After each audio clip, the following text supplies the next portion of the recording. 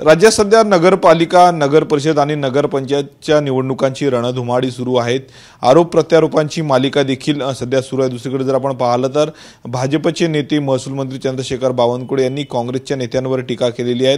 काँग्रेसमधले नेते एकमेकांचा चेहरा पाहत नाही असा आरोप आणि टीका त्यांनी केली आहे। याविषयी बोलण्यासाठी आपल्यासोबत काँग्रेसचे खासदार बळवंत वानखडे आहेत।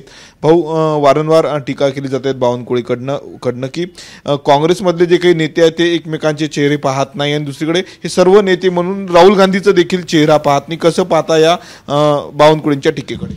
बावनकुळे साहेबांना या निमित्तानं मी एकच विनंती करेल की आपल्या घरात काय शिजते, दुसऱ्याच्या घरात काय शिजते हे पाहल्यापेक्षा आपल्या घरात काय शिजते हे पाहिलं पाहिजे।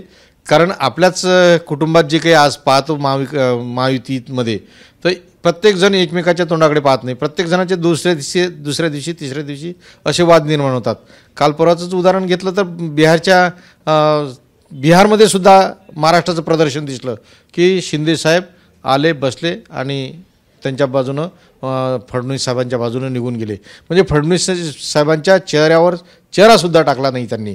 म्हणून त्यांनी बावनकुळे साहेबांनी काँग्रेसच्या नेते एकमेकांच्या तोंडाकडे पाहत नाहीत यापेक्षा महाविकास आघाडीतले किंवा आपल्या स्वपक्षातले लोक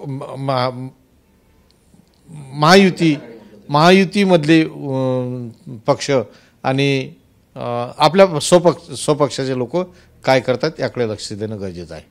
दुसरीकडे राज्यात आता मनसे आणि ठाकरेंची युती होणार आहे। विजय वडेट्टीवार असे म्हणाले की मनसेसोबत विचारधारा जरी जुळत नसली परंतु भाजप विरोधात एकत्र व्हायला हरकत नाही असं देखील वडेट्टीवारांनी म्हटलेलं आहे। कसं पाहता?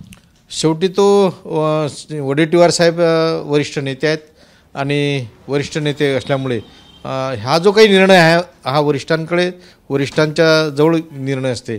म्हणून पक्षाचे वरिष्ठ नेते हे निर्णय घेतील। राहिलं मनसेसोबत युती किंवा पक्षाला एकच वाटते प्रत्येक आमच्या महाविकास आघाडीला की मताचं विभाजन होऊ नये म्हणून कदाचित ते बोलले असतील।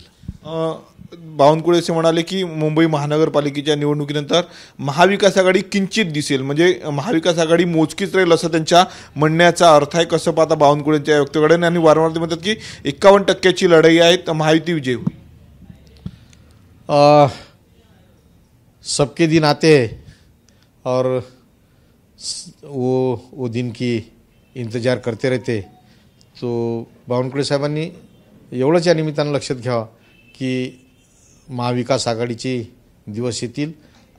आज एकदमच या पद्धतीनं बोलू नये एवढं मी या निमित्तानं सांगेल। आपण पाहिलं हे काँग्रेसचे खासदार बळवंत वानखडे होते। ज्या पद्धतीनं चंद्रशेखर बावनकुळेंकडनं टीका केली जाते त्याला त्यांनी प्रत्युत्तर दिलेलं आहे। कॅमेरामॅन अनिकेत धातोंडेसह मी स्वप्नील उमाप, TV9 मराठी, अमरावती।